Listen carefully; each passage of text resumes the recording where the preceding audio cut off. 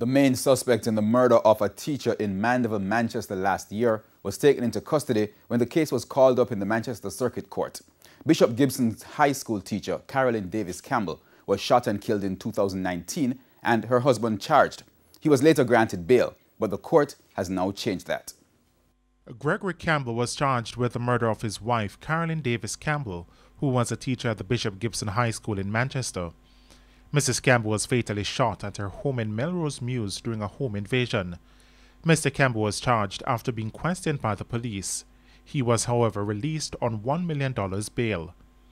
When the case was heard again on Friday, the Office of the Director of Public Prosecution, DPP, stated that after reviewing the files, it did not believe Mr. Campbell should continue being out on bail. Upon hearing the arguments, Chief Justice Brian Sykes overturned the bail, ordering that Mr. Campbell be taken into custody. On July 10 last year, gunmen invaded the Campbell's home. Mrs. Davis Campbell was fatally shot. However, Mr. Campbell, who was also at the house at the time, was not injured. The Manchester police said they decided to charge Mr. Campbell as during questioning he had given conflicting information to the police.